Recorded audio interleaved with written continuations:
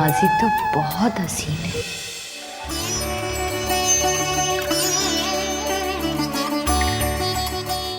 हम किसी का एहसान अपने सर क्यों ले? तो गोया हम किसी हैं। तुम मेरे हो, सिर्फ मेरे। ये मैं क्या सोच रही हूँ? आप हमारी खुदा हैं क्या? थोड़ी देर के लिए ऐसा ही समझ लो। मैं तुमसे मोहब्बत नहीं करता, तुम्हारी इबादत करता हूँ। बहुत सारे रंग हैं मेरे मासी।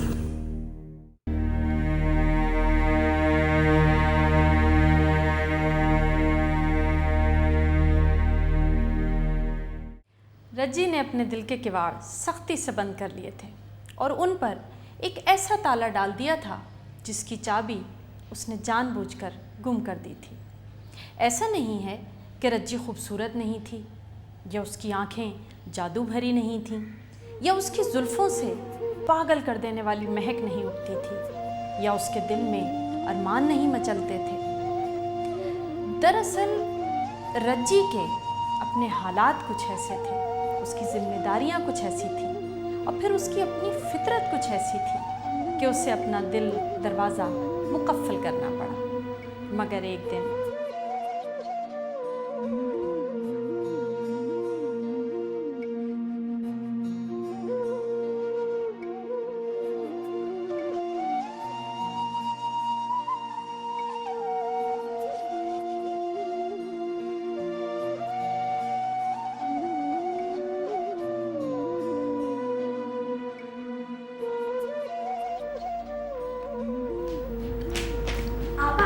आपकी अदल आई है। मेरी अजल आई है? क्या बकराई है?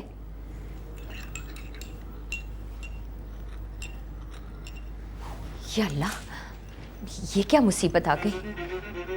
मुसीबत नहीं, हम आए हैं। चलिए अजहर भाई, आप भी डट जाइए।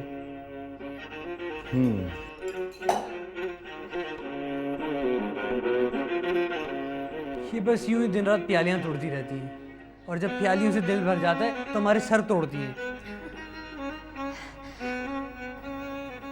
बदतमीज। असल में जब गोलू बाहर आया और उसने मुझसे बोला कि आप कौन, तो मैं उसी वक्त समझ गया कि ये तुतलाता है। फिर मैंने सोचा क्यों ना इससे कुछ कहा जाए। फिर मैंने ही इसको कहा था कि अंदर जाके बोलो कि आपकी अजल आई। जी? आपकी अजल आई है ना? इतनी खूबसूरत मौत किसे मिलती है?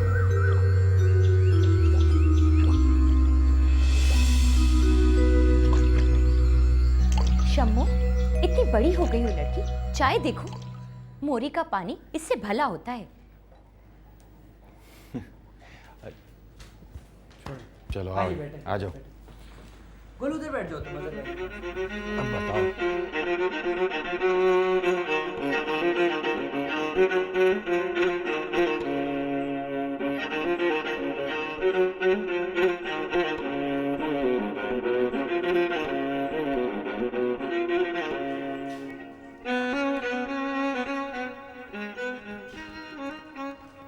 ये गोलू भी ना बड़ा निकम्मा है।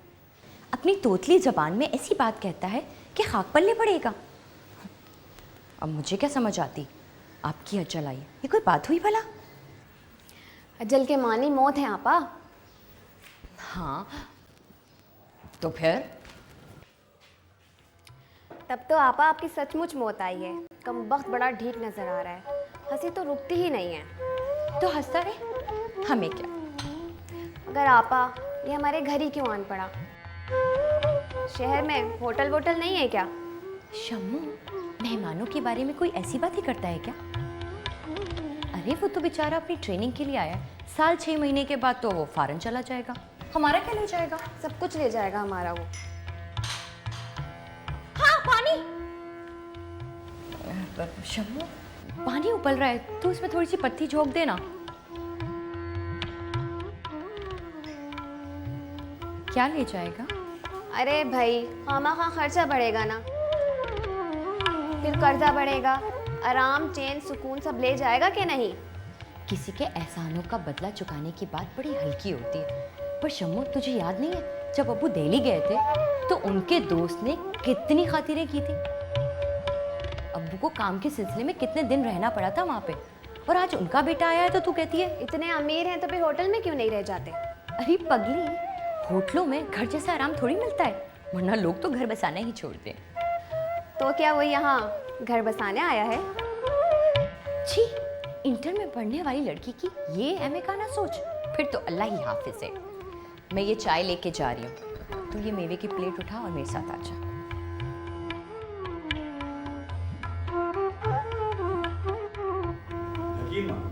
समझ में नहीं आया कि वो क्या कर रहा है। ठीक है। नहीं, आपा ये सब कर लेती हैं, घर के कामकाज से जाने कैसे फुर्सत निकाल लेती हैं, और फिर उनके जिम्मे काम ना हो तो ढूंढ ढूंढ के निकालती हैं। मैं नहीं मानता भाई इस बात। पागल जो ठहरी। ले भाई, हम तो एक तरह इनकी तारीफ कर रहे थे। पूछो अजहर भाई से, हमारे बीच आपके सिवा कोई टॉपिक ही नहीं आया अभी तक। अच्छा,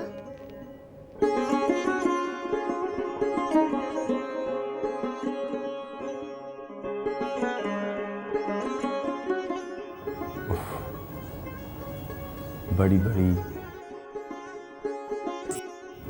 रोशन रोशन दो चराग।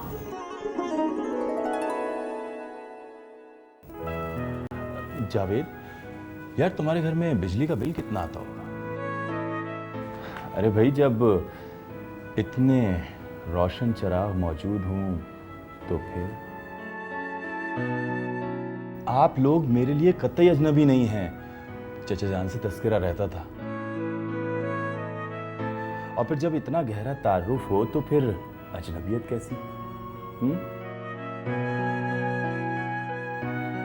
मेरे पास तो एक एल्बम भी है जिसमें आपकी और जनाब आपकी तस्वीरें मौजूद हैं, और बीबी मरियम आपकी। ये बीबी मरियम आपने आपको कहा था? हाँ, और क्या, इनके चेहरे पे भी बला की मासूमियत है। पता है, जब मैं म्यूजियम गया था तो वहाँ मैंने बीबी मरियम का मुजस्समा देखा था। बस ऐसी ही मिलती जुलती मासूमियत है। सच? हाँ, और क्या, ऐसे मासूम का जो दिल दुखाए पनप ना पाए। और फिर मुझे तो ये इस दुनिया की नहीं लगती। चलिए आप ही बता दीजिए कि आप कहाँ से आई हैं, कौन से आसमान पर रहती हैं? और अजहर भाई, आपा का लिबास भी तो अजीब सा होता है ना। यानी हमारे घरानों में आम तौर से जैसे लिबास पहने जाते हैं वैसे तो पहनती ही नहीं। भाई, हमें तो इसी लिबादे में भली लगी। अरे अरे अरे, ये कहाँ चली गई? अंदर से हंसी और बातों की आवाज़ें आ रही थीं। अब सब मिलकर इस कदर अपनाइयत और खुलूस से हंस बोल रहे थे कि दूर दूर तक पता ही नहीं चलता था कि इन सबों के बीच एक नौवारिद अजनबी भी बैठा है। गोलू के तोतले अधूरे फिक्रे और फिर अजहर की गूंजदार हंसी रज्जी के कानों में समा रही थी। इतनी बेतकल्लुफी से तो किसी ने मेरे बारे में आज तक ना पूछा होगा। भाई बहन तो सब छोटे हैं, अम्मी और अब्बू तक मुझे मिलनसारी और नरमी से पुकारते हैं, जैसे मैं उनकी बेटी ना हूँ, कोई काबिल एहतराम हस्ती हूँ। फिर अब ये कौन आ गया है जो सारे एहतराम को बालाए ताक रखकर इतनी बेतकल्लुफी से मेरे बारे में पूछ रहा था? ये कौन है जो आसमान नहीं मगर आसमान बनकर मुझ पे छा रहा था? मैं तो आज तक सर उठाकर चलती आई हूँ, ये मेरा सर किसने झुका कर रख दिया? क्या वो खुदा तो नहीं? ये मैं क्या सोच रही हूँ? मुझे ऐसा नहीं सोचना चाहिए, मुझे समझना चाहिए।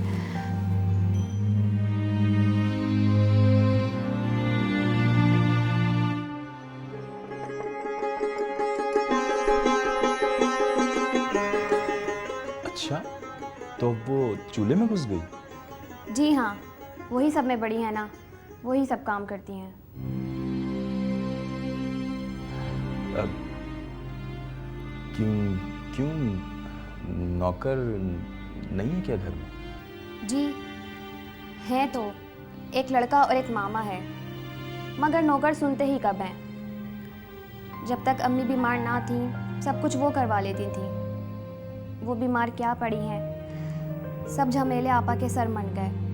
कॉलेज भी कहाँ जा रही हैं अब। क्यों? बस यही घर के धंधे। इंसान पढ़ाई में दिल लगाए या घर के बखेड़ों में। क्या मतलब कॉलेज नहीं जाती वो? जी नहीं, दरअसल हुआ ऐसा कि उन्होंने अपनी बीए की फीस। ये बात जावेद भाई को अच्छी तरह मालूम है। क्या बात थी भैया वो? कोई ख़ास बात नहीं है अजहर भाई। मेरा मेडिकल का 3rd ईयर था और आपा का बीए फाइनल। फ़ीस की ज़रूरत दोनों को थी, लेकिन फ़ीस किसी एक ही की भरी जा सकती थी। आपा ने कहा मेरी तालीम कुछ अहम नहीं है। अब मैं 4th ईयर में हूँ अजहर भाई। अल्लाह ने चाहा तो ये दिन भी जैसे तैसे कट जाएंगे, फिर तो अपने वारे नहीं आ रहे हैं। हाँ, इंशाल्लाह इंशाल्लाह।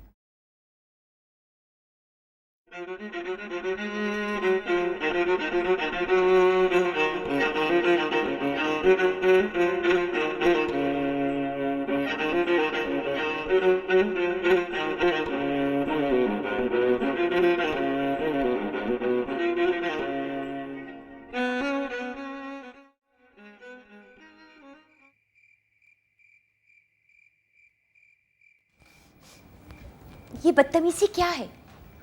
सारे कमरे को इंजन बना के रखा हुआ है। शर्म नहीं आती ये हरकत बार? आप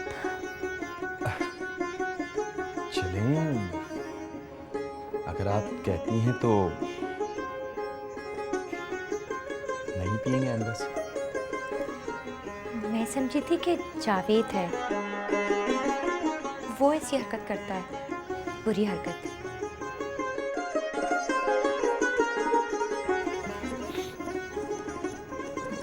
मैं कैसे मना कर सकती हूँ आपको?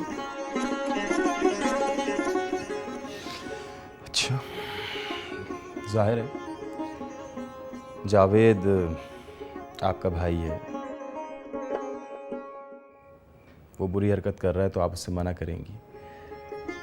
मुझे क्यों करेंगी? मुझसे कौन सा रिश्ता है आपका? ठीक, ये सिगार अगर दोबारा आपके होठों पे ना आए तब समझूंगी। वो डर रही है, मुझसे सहम रही है, मजबूर, वरना इसकी सदा में खौफ क्यों होता, हाथों में लर्जिश क्यों होती? गोया इसने मेरा हुक्म माना है, मगर क्यों क्यों? अरे, ये आपने अपनी मोटर यूं क्यों खड़ी रखी है? अगर पानी वानी बरस पड़ा तो? हमारे यहाँ गैराज तो है नहीं, लेकिन वो देखिए सामने एक खुला सा कमरा जरूर है। आप ऐसा कीजिए, अपनी गाड़ी ना वहां खड़ी कर दीजिए। अच्छा, तो अब समझा। पैसा पैसा पैसा, पर ये झिझक, ये रुकावट, ये सहमा सहमापन, शायद वो समझती है कि इसके सामने झुक कर चलना चाहिए। ये रुकावट तो दूर करनी होगी। गाड़ी, अरे हटाओ गाड़ी। क्या सोच रहे हैं आप? अरे ये कोई गाड़ी है? एकदम बेकार गाड़ी है, यकीन मानो खटारा। मैं तो इसमें बैठता भी नहीं, मुझे शर्म आती है। आप भी खूब बातें करते हैं। इतनी अच्छी चीज को कहते हैं कि शर्म आती। अगर मुझे गाड़ी चलानी आती तो मैं खुद ले जाके खड़ा कर देती। अगर आप कहें तो मैं सिखा दूं आपको ड्राइविंग। सीख भी लूं तो गाड़ी कहाँ से आएगी? वो भी आ जाएगी, अल्लाह दे देगा। कैसे दे देगा? अभी तक तो गाड़ी में बैठने की नौबत नहीं आई और दे देगा। ऐसी बातों से सिर्फ बच्चे खुश हो सकते हैं। अच्छा, मैं गाड़ी गैराज में खड़ी कर दूंगा, तुम पीछे बैठ जाना। आओ आओ, कम ऑन, अच्छा।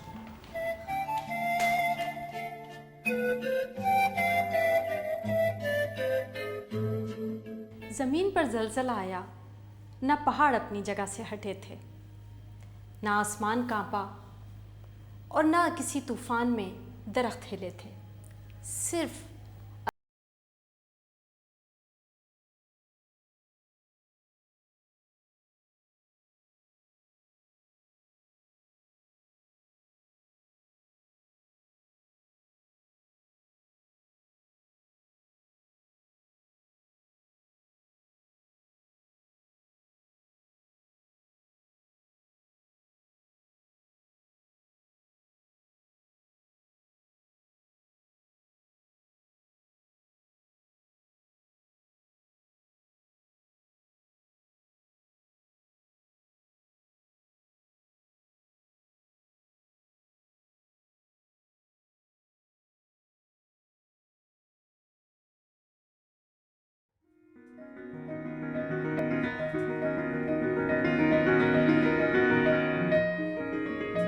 आ जाइए, हाँ जी, यकीन माने हम में से कोई आपको कुछ नहीं कहेगा।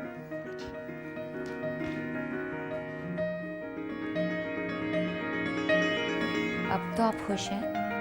अरे जाइए जाइए, अपना काम कीजिए। जिस तरह मुंह बना के आप बैठी हुई हैं, खामख़ाम हमारी महफिल में बोरियत फैल रही है।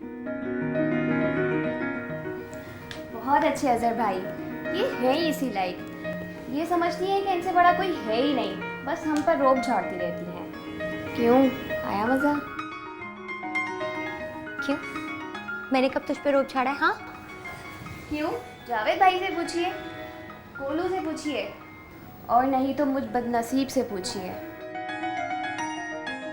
अजहर भाई आप ही बताइए, हमारी आपा ने आप पर भी रोब डालने की नाकाम कोशिश की थी या नहीं की थी? हाँ हाँ, कोशिश तो की थी, मगर कामयाबी नहीं मिली।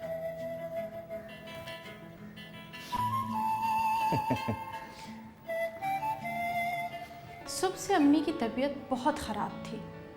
रज्जी सारे घर में घबराई घबराई फिर रही थी। अगर अम्मी को कुछ हो गया तो? अम्मी कुछ करती धरती नहीं थी, लेकिन उनकी मौजूदगी का, उनकी ज़िंदगी का एहसास ही उसके लिए सब कुछ था। खुदा को किसने देखा है? वो मादी शक्ल में किसके दुख दर्द बांटने आया है? मगर उसकी मौजूदगी का, उसकी बड़ाई का एहसास ही सब कुछ है। वो कोई जो हमसे बड़ा और हम सब पर छाया हुआ है, नज़र नहीं आता ना सही, मगर हमारे दरमियान मौजूद है। उसका तो एहसास ज़िंदगी बख्श है। अम्मी भी उस घर के लिए वही दर्जा रखती थी। यानी अगर इंसान किसी इंसान को खुदा कहने की बेबाक जुर्रत और गुस्ताखी कर सकता है, तो अम्मी खुदा थी। हाँ, उस घर की खुदा।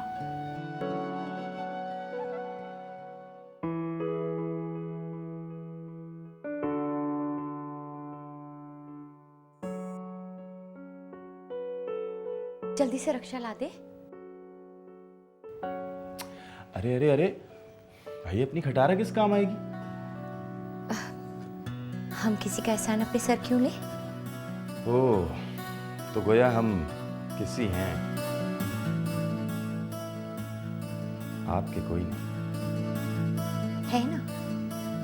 अब्बू के दोस्त के चहीते बेटे, अब्बू के चहीते भतीजे और जेदी, जल्दी से जाना बेटा, रक्षा लेकर आ। अस्पताल का वक्त निकला जा रहा है। यार, अगर इस लड़की पे मेरा बस चलता तो।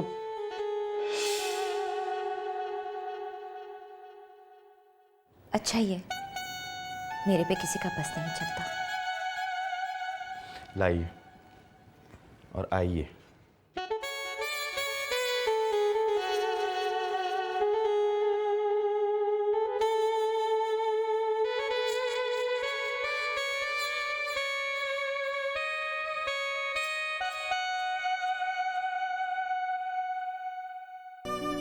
अब्बू अम्मी की पट्टी से लगे बैठे थे। सारी फजा में अजीब गमनाकी सी फैली हुई थी। वो दोनों दाखिल हुए तो एक लम्हे को दोनों ने रज्जी और अजहर को देखा और फिर उसी माहौल का एक हिस्सा हो गए। अजहर ने बड़े ताज्जुब से सोचा कि अम्मी ना अब्बू, किसी ने रज्जी को मेरे साथ देखकर नाक भौनी चढ़ाई। ये कैसा गहरा एतमाद है? क्या सचमुच ये इबादत किए जाने के लायक कोई चीज़ है, या फिर मैं ही ऐसा सोचता हूँ? उसे कुछ पता नहीं वो कितनी देर बैठा, क्या क्या हुआ, ला हौले वला कुव्वत। अच्छा भला वो दिल्ली की हाई सोसाइटी में मूव करता था, यहाँ आकर वो पुजारी बन बैठा था। बड़ी मुश्किल से ज़बान खोल भी पाता तो ऐसा लगता कि वो सब कुछ तो दिल ही दिल में रह गया, उल्टी सीधी बातें ही कह जाता था। ऐसी कैसी बेबसी है ये? चलिए, और वो अपनी दुनिया से इस दुनिया में वापस लौट आया। अंकल चलें? जाना तो है ही, मगर मैं यहाँ से सीधा हैदर के यहाँ जाऊँगा। कल दफ्तर में मीटिंग है ना। ये तो बहुत अच्छी बात है। चलें रिजी।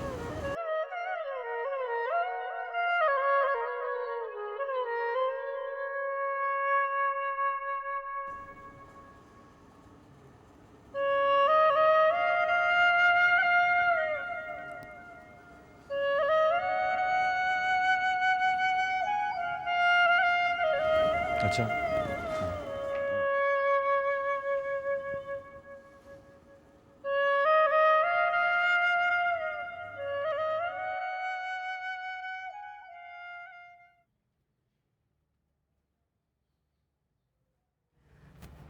देखिए, आप हमारे सामने चलिए। बदनसीबों के कदमों के निशान पे चलने वाले बड़ी मुश्किल में आ जाते हैं। आपको इल्हाम भी होता है? देखिए, ठीक ही तो कह रहा हूं मैं। आपको कैसे पता चला कि मैं आपके नक्शे कदम पे चल रहा हूं? बस इतनी सी हैं, जो शुरू भी हुई और खत्म भी हो गई। वैसे इतनी सी बात ने सब कुछ कह दिया। अम्मी जान की तबीयत बहुत ख़राब है। जनरल वार्ड का वास्ता है ना, किसी को रुकने ही नहीं देते, वरना मैं आज यहीं रुक जाती। पता नहीं क्यों आप लोग बोस करते हैं, या वाकई में गरीबी का मामला है। इतना फर्स्ट क्लास बंगला है आपका, इतने सारे बेडरूम्स हैं, सामने बागीचा है। हमारे दिल्ली में तो अगर ऐसा बंगला होता तो कुछ नहीं 60-70 हज़ार रुपये का होता। लाहौल वाला कुत, ये मैंने कब कहा? और वैसे भी वो मकान दादाजी ने खुद बनवाया था। अगर बेचना चाहें तो किराया तो जाएगा ही ना, फिर फायदा किसी की रूह को दुख पहुंचाने का। वैसे आपको सिर्फ रूहों के सुख का ख्याल है, या जिंदा इंसानों के बारे में भी कभी सोचती हैं? जी, अल्लाह जानता है। मुझे बिल्कुल अच्छा नहीं लगता कि किसी को भी ज़ेर बार किया जाए।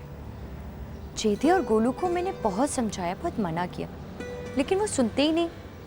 अच्छा, तो आप समझती हैं कि ज़रा सा पेट्रोल खर्च होता है तो मैं ज़ेर बार हो जाता हूँ। अरे भाई, जेदी का कॉलेज और गोलू का स्कूल रास्ते में पड़ता है। अगर मैं उन्हें उतार देता हूँ तो आप क्यों भी करती हैं? मुझे उल्लू मत बनाइए। हैदराबाद मेरा देखा वाला शहर है, मैं अच्छे से जानती हूँ। आप उन्हें छोड़ देते हैं रास्ते में, या बातें भी ना खूब बनाते हैं आप। रज्जी बहुत कम हंसती थी, और जब हंसती थी तो इस कदर खूबसूरत हो जाती थी कि अजहर की निगाह उसके चेहरे पर न ठहर सकती। उसे हंसता देखकर अजहर ने सोचा, भला बिजली पर भी नज़र ठहर सकती है। वैसे मेरी एल्बम में आपकी कई तस्वीरें हैं। मगर मेरे एल्बम में तो आपकी कोई भी तस्वीर नहीं है। आपने कुछ पूछा मुझसे? नहीं तो। कभी कभी मुझे ऐसा लगता है कि जैसे कानों में कोई सरगोशियां कर रहा है।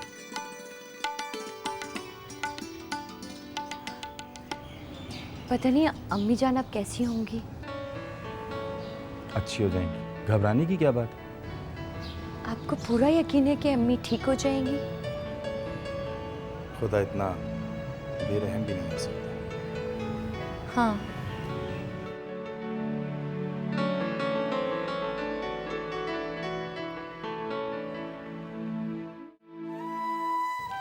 वो धीरे से आगे बढ़ी और आहिस्ता से रज़ाई उठाई और गर्दन तक उसे उड़ा दी।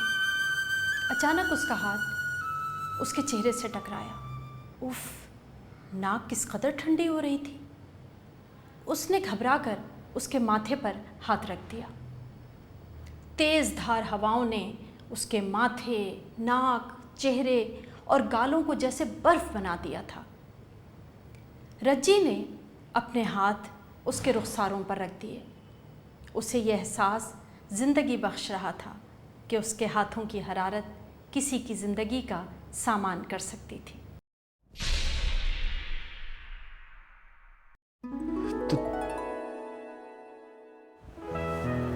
तुम?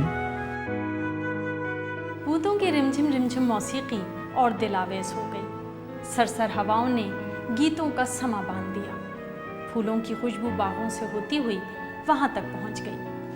पत्तों की सरसराहट एक नगमा बन गई।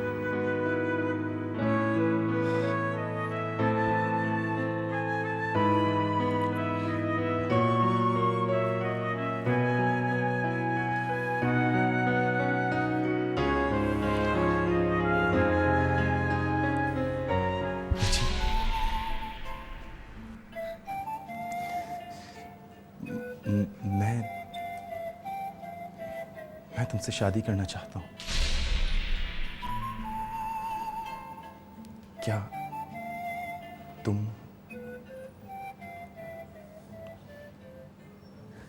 रिजी जवाब दो।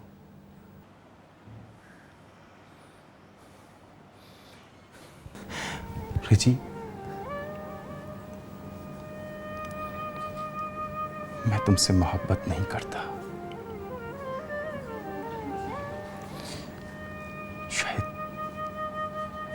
शायद कर भी नहीं सकता। मैंने जब अपने अंदर की आग, खलिश, तपिश का जायजा लिया तो मैंने महसूस किया कि मोहब्बत का नाम इस जज्बे के लिए मौजूद नहीं। ये जुमला तो बहुत घिसा पिटा है कि मैं तुमसे मोहब्बत करता हूं। नहीं रिजी, तुम मोहब्बत नहीं, शायद कुछ और हो। तुम शायद वो हो जो जिंदगी के लिए सबसे अहम होता है। हाँ रिजी, अगर मेरे पास अल्फाज होते तो मैं तुम्हें अपने दिल की तर्जुमानी करके बता देता।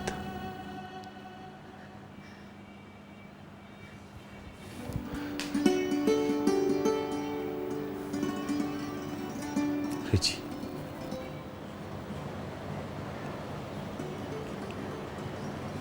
मैं तुम्हारी इबादत करता हूं।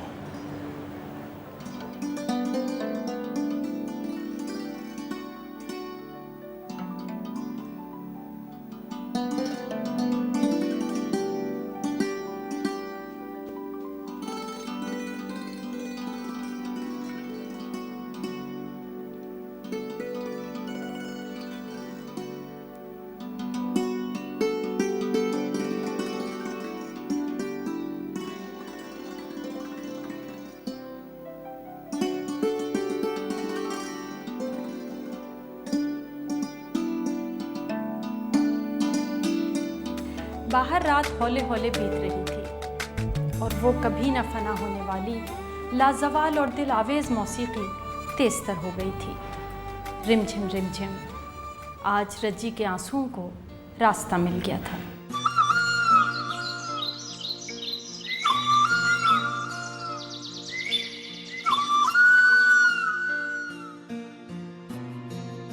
दूसरे दिन अम्मी का इंतकाल हो गया और रज्जी जैसे टूट कर रह गई।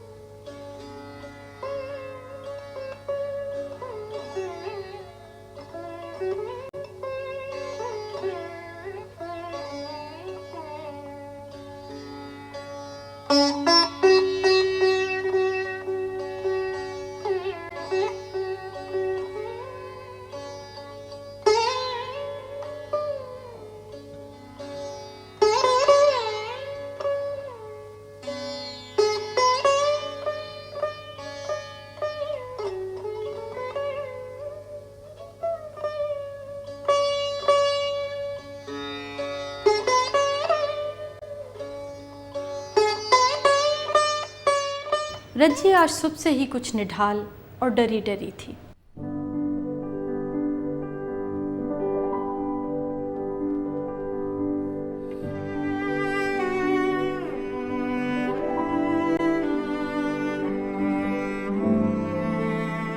उसने कोई गुनाह नहीं किया था, कोई पाप नहीं किया था। वो अभी तक शबनम की तरह पाकीज़ा थी। लेकिन घर की चार दीवारी में पलने वाली मासूम डरपोक लड़की का इजहार मोहब्बत भी किसी गुनाह से कम नहीं था। और ख़ास तौर पर वो आग और वो तपिश जो अजहर की आंखों से निकलकर उसकी अपनी आंखों में जम हो गई थी, उसे बेमौत मारे डाल रही थी। रज्जी बेहद निढाल थी।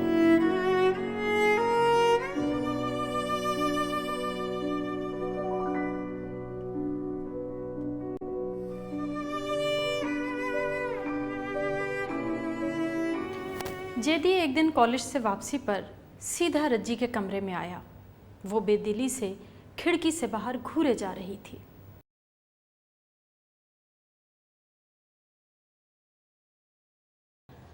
आपा, हाँ? कल मेरी फीस की आखिरी तारीख है। अच्छा, मगर जो कुछ रुपया था वो तो अम्मी जान पे उठ गया। खैर कोई बात नहीं, मैं इम्तिहान नहीं दूंगा, कोई नौकरी ढूंढ लूंगा। शर्म नहीं आती तुम्हें ज़रा सी भी? सिर्फ 1 साल बाकी रह गया तुम्हारी डॉक्टर बनने में, और थोड़ी सी मुसीबत में तुम अपनी पढ़ाई अधूरी छोड़ दोगे। अब तुम फिक्र मत करो, मैं इंतज़ाम कर दूंगी। कहाँ से कर लेंगी? अरे तुझे से क्या गर्ज, तू पढ़ाई पे ध्यान दे बस।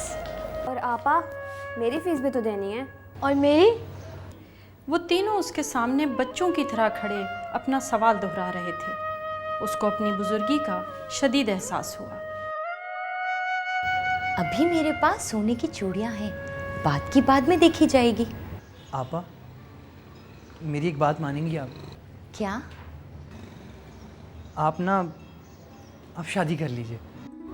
चल, पगला हो गया है? बड़ी बहनों से क्या इस तरह की बातें करते हैं? अरे आपा, सच कह रहा हूँ, मजाक नहीं। जब से वो संभाले आपको चक्की की तरह पिसते देखा है। आपकी शादी हो जाएगी ना, तो आप भी ज़रा सुख का सांस ले लेंगी। अच्छा, और अगर मैं चली जाऊंगी तो तुम लोगों का क्या बनेगा? क्यों, आप हमारी खुदा हैं क्या? थोड़ी देर के लिए ऐसे ही समझ लो। अब्बू नहीं है क्या? अब्बू की सेहत इस काबिल है कि वो घर संभाल सके, और जेती मियाँ, मर्द भला क्या जाने घरदारी, पगले हो तुम तो बस। तो शम्मू देख रेख कर लेगी। क्या कहने, मतलब सारा दिन तुम उस बेचारी की चुटिया पकड़कर घुमाते रहो। ये तो भी बच्ची है, इसे क्या पता घरदारी क्या होती है। तो जहाँ तक आपकी बातों से अंदाज़ा लगा सका हूँ, आपका यही मतलब है कि आप शादी नहीं करेंगी। मेरा मतलब ये नहीं है, और वैसे भी मुझ जैसी नाकारा लड़की से कौन शादी करेगा? आप नाकारा हैं।